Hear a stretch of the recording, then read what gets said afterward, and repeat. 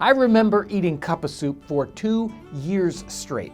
And I've known people that survived their entire college career on nothing but cheap ramen noodles.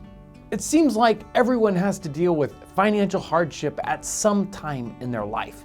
And food is the first thing we cut from our budget.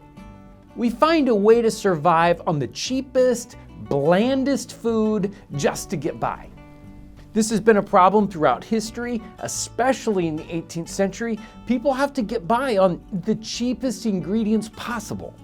Our goal is to take that monotonous meal that we have to eat over and over again and to turn it into something special. What we want is an empty pantry victory. The majority of people in Great Britain and a large quantity of people in North America during this 18th century time period were the working poor. They weren't necessarily beggars, but they had a very difficult time with paying for both their food and their lodging and their clothing. A typical working family in the 18th century is surviving on something like 5 shillings a week. That's a tiny budget. They're looking for the most affordable ingredients they can possibly find.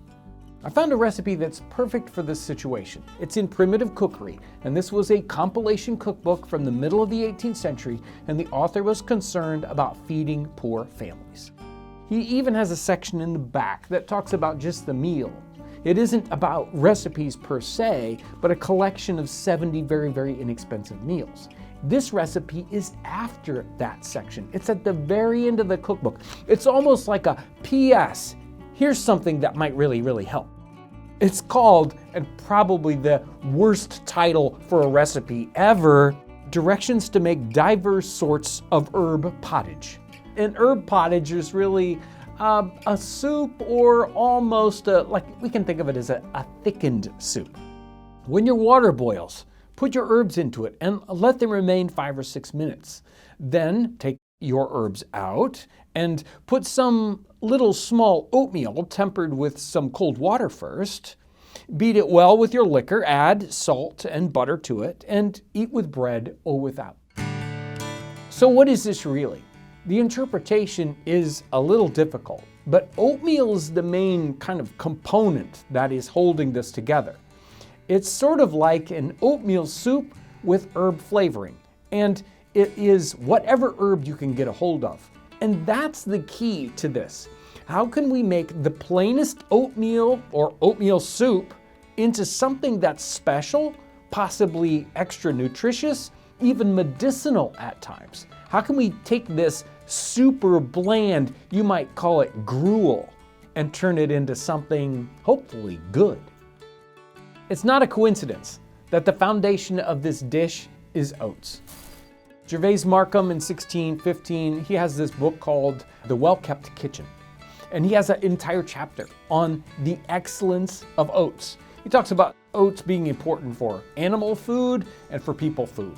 And he ends up in the chapter with this final little bit. He says, "It is, oats, it is the very crown of the housewife's garland, and doth more grace her table and her knowledge than all grains whatsoever.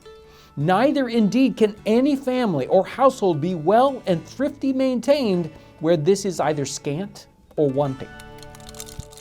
The author is saying here, without oats in your pantry, you're not being properly thrifty. It would be like us not having rice or beans in our pantry. You know, we all grew up with rice and beans. I know I did. I'm sure you did too. The classic grain for comparison here is wheat. Wheat is a more expensive grain. It's harder to grow. You need just the right kind of weather. You need a nice, rich soil, and it's what makes wonderful bread. It's highly in demand. Oats, they grow in colder climates. They grow in weaker soil, and they're almost classified as an animal food. So it's cheaper.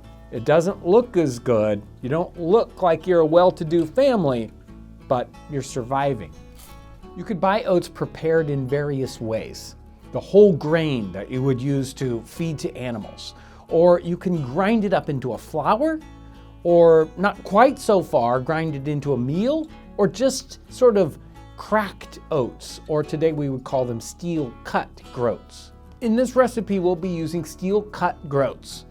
I don't want to use oatmeal or oat flour because I want this to have some body, some tooth to it, instead of just a runny soup. Oats by themselves can be tremendously boring day after day.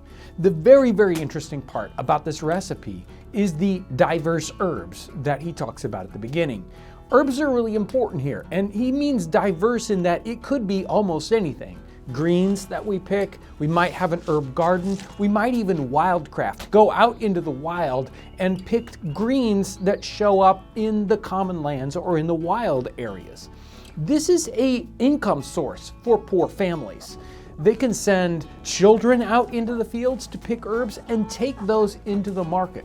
They're in demand. They're not going to make you a lot of money, but they can help a poor family survive. And in this case, they're surviving because they're going to be using these herbs to spice up the most boring dish ever. So they might pick dandelions, which a very nutritious thing, or stinging nettles. Something we would avoid today turns out to be very, very nutritious, very good for you. In Heckewelder's journal from the 18th century, he survives on nothing but stinging nettles for months. We have an assortment of herbs here that I've gathered, and some of them are dried, other ones are fresh from the market. And I want to put together a kind of springtime collection of flavors. I've got stinging nettles. Normally I would use fresh stinging nettles, but they aren't quite ready yet. In another 2 or 3 weeks, stinging nettles will be ready to pick. So I've got dried stinging nettles. We've got dandelions that seem to be ready to pick at any time of the year. We're going to take a little mint, a little dandelion, some of these stinging nettles, and maybe a little bit of sage. We're going to bundle these together, tie them up into a bundle, and throw them into our boiling water. The directions say for just 5 or 6 minutes. We're just infusing the flavor into our water, and then we'll put the oatmeal in after we take out the herbs. I want you to think of this bundle of herbs like the flavor packet in the ramen noodles. This is what takes the bland ingredient and spices it up. I haven't tried this out yet, but I picked this recipe specifically because it takes the most boring thing and tries to make it exciting. I hope it's good.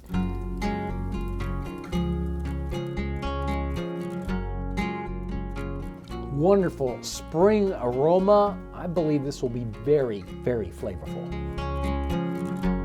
It's truly fascinating to dig back into history, see some of these extremely difficult situations, how people dealt with them, and realize that today we deal with things that are just as difficult. It's very comforting to know that in the past they got through these difficult times, and we can too.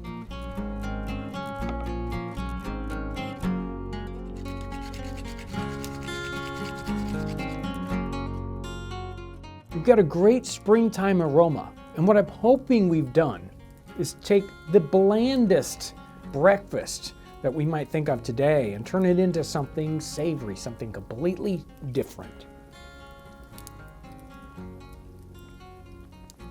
And this definitely is different. It's got some incredible herbal flavors to it. And we could vary those up. We can change them up.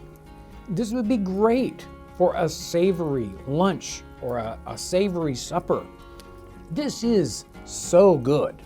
This is an empty pantry victory.